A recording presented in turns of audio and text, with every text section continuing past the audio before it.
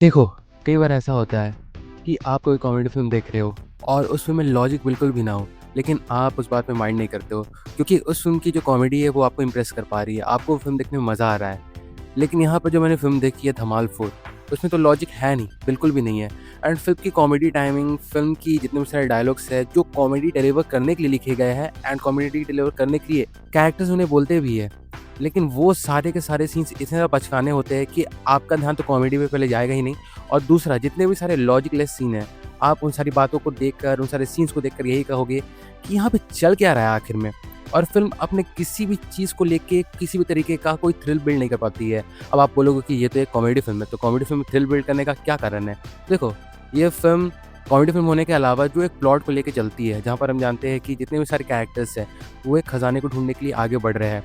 तो उस चीज़ में जो एडवेंचर वाला पार्ट है, उसमें थ्रिल तो लाइक रहना ही चाहिए ना, वरना सिर्फ़ और सिर्फ़ कॉमेडी के दम पे आप एक एडवेंचर फ़िल्म को नहीं चला सकते हो। और अगर देखा जाए तो धमाल जो ओरिजिनल वाली थी, उसकी यूएसपी यही थी कि उस फ़िल्म में जितने भी सारे सीन्स थे, उन्हें इस तरीके से बनाया गया था कि हमें अब लगता था कि अब इन कैरेक्टर्स को नुकसान पहुँचेगा। चाहे आप आदि और मानव के कैरेक्टर को देख लो धमाल पार्ट 1 में, जहाँ पर वो कितने सारे डेंजरस सिचुएशन में फँसते हैं या फिर उसके अलावा जितने भी सारे कैरेक्टर्स हैं, वो भी कितने सारे डेंजरस सिचुएशन में फँसते हैं।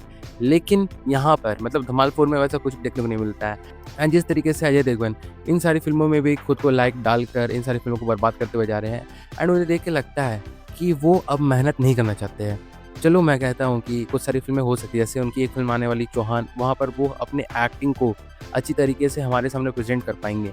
लेकिन 1-2 ऐसी फ़िल्म करने के बाद या फिर केवल एक फ़िल्म करने के बाद उनकी जितनी भी सारी फ़िल्में आती है, उसमें वो अपने रोल को इतनी ज़्यादा ईज़ी गोइंग रखते हैं कि लगता है कि हाँ, इन सारी फ़िल्मों में अजय देवगन ही देखने को मिल रहा है, ना कि कोई अलग कैरेक्टर या फिर कोई ऐसा कैरेक्टर जिसे वो प्ले कर रहे हैं। और मैं सच बता रहा हूँ कि संजय मिश्रा के अलावा इस फ़िल्म में ऐसा एक भी कैरेक्टर नहीं था, मतलब सॉरी, ऐसा एक भी एक्टर नहीं था, जिसने अपने डायलॉग्स को इस तरह से डिलीवर किया हो, जो हमें सचमुच हँसा पाए। यहाँ तक कि जो ओजी डुओ था, आदि और मानव का, उनके भी एक भी सीन्स हँसी वाले नहीं थे।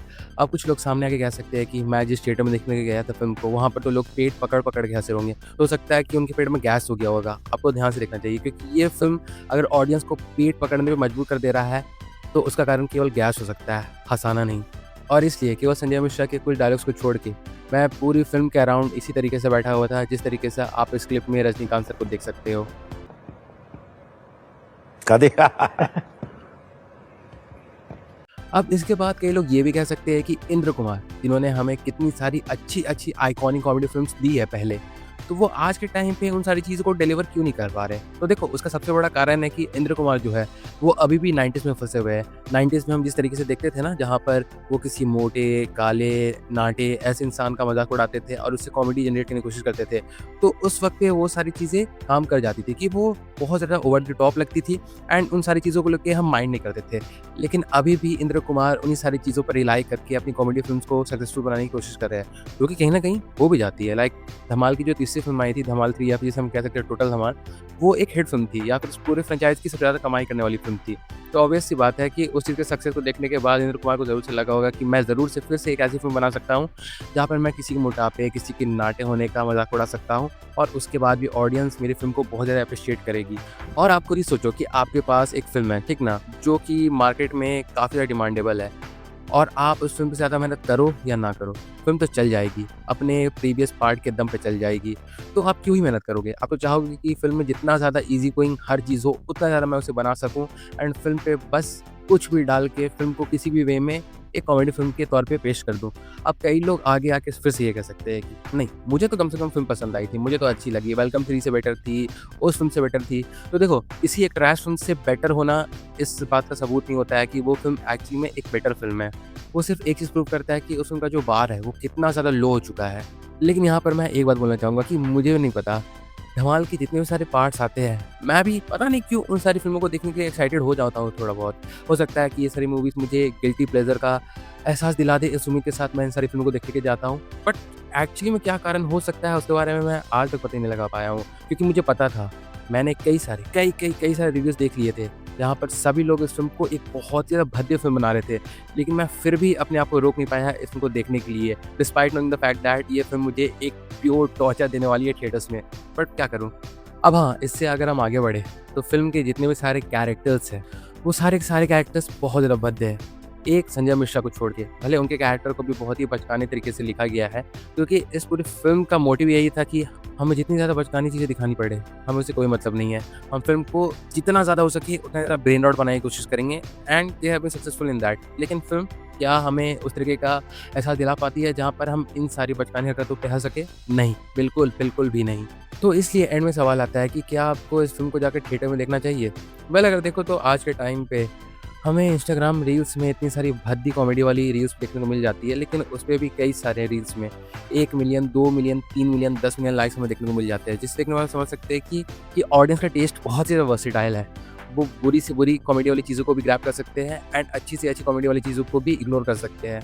तो ऐसा हो सकता है कि अगर कोई फैमिली ऑडियंस इस फ़िल्म को देखने के लिए जाए, जो कि सिनेमा से कभी वाकिफ़ ना हो या फिर जिसे नॉर्मल से या फिर व्हाट्सएप वाले जोक्स पर भी हँसी आ जाती हो, तो वो लोग इस फ़िल्म को एन्जॉय कर पाएँगे। एंड अगर वो एन्जॉय कर पा रहे हैं एंड उनका सोली मोटिव ये था कि हमें ज़्यादा कुछ मतलब है नहीं, हम थिएटर में जा रहे हैं, हम पैसे खर्च कर रहे हैं, हमें जोक्स अगर देखने को मिल रहे हैं जो हमें पसंद आ रहे हैं, then we are enjoying it. तो चलो उस बात पे मैं कोई भी टिप्पणी नहीं देना चाहूँगा। लेकिन अगर सिनेमैटिक पॉइंट ऑफ व्यू से देखा जाए, तो ये एक बहुत ज़्यादा भद्दे फ़िल्म है, जिसे अगर हर पीओवी से जज किया जाए, चाहे वो सिनेमेटोग्राफी पीओवी हो, चाहे वो सीजीआई वीएफएक्स हो, चाहे वो डायलॉग्स हो, चाहे वो डायरेक्शन हो, चाहे वो एक्टिंग हो, चाहे वो म्यूज़िक हो, हर वे में ये फ़िल्म एक अट्रोसियस गार्बेज वाली फ़िल्म है। लेकिन हम सबको पता है कि हमें बॉलीवुड की तरफ से शायद ही कोई एक अच्छी कॉमेडी फ़िल्म देखने को मिली हो काफ़ी लंबे टाइम से। तो ऑडियंस के लिए और कोई ऑप्शन बचता नहीं है। अगर उन्हें कोई कॉमेडी वाली फ़िल्म देखने के लिए जाना है, तो वो इस फ़िल्म को डेफ़िनेटली जाके देखेंगे। भले हो सकता है कि फ़िल्म को देखने के बाद उनके मुँह से सिर्फ़ गाली ही निकले, लेकिन वो भी इस फ़िल्म को देख के जाएँगे ही जाएँगे। जिस तरीके से आज के टाइम पे हॉरर वाले जॉनर को मार दिया गया है, ठीक उसी तरीके से बॉलीवुड में कॉमेडी वाले जॉनर को का भी पूरी तरीके से कत्ल कर दिया गया है। बट फिर भी अगर आप जानना चाहते हो कि क्या आपको सच में ये फ़िल्म देखने के लिए जाना चाहिए, तो अगर मेरे पॉइंट ऑफ व्यू से समझो तो No, God! No, God, please, no! No! No! No! अगर ये फ़िल्म ओटीटी पे आएगी, तो आप आराम से इस फ़िल्म को लाइक टीवी या फिर मोबाइल पे लगा के अपना कुछ और काम जैसे घर की साफ-सफाई करना, कपड़े धोना, बर्तन धोना, ये सारी चीज़ें कर सकते हैं आप। ये फ़िल्म आपका अटेंशन भी लाइक डिज़र्व नहीं करती है। बट अगर आपका बहुत ज़्यादा मन है, ठीक मेरी तरह, तो आप इस फ़िल्म को थिएटर में जाके देख सकते हो एंड निकलने के बाद मुझे भी गाली दे सकते हो एंड अपने आप को भी गाली दे सकते हो। इसलिए एट द एंड बस यही कहूँगा कि go and watch Dhamaal 4 but at your own risk. And with that being said चलिए मैं इस वीडियो को यहीं पे कंक्लूड करता हूँ। तो वेल अगर देखा जाए तो यही था मेरा ओवरऑल ओपिनियन धमाल 4 मूवी को लेके। जहाँ पर जो भी बातें मुझे कहनी थी इस फ़िल्म को लेकर वो तो मैंने कह दी है। बट इस फ़िल्म को लेकर अगर आपका कोई डिफरेंट ओपिनियन है तो उसे भी आप कमेंट सेक्शन में लिख के ज़रूर से बता सकते हो। मैं फॉर श्योर जानना चाहूँगा कि इस फ़िल्म को लेके आपके थॉट्स किस तरीके के हैं। So do drop your views in the comment section. और हाँ, बाकी फिर चलिए मिलते हैं बहुत जल्द एक और नई वीडियो के साथ। तब तक के लिए बाय।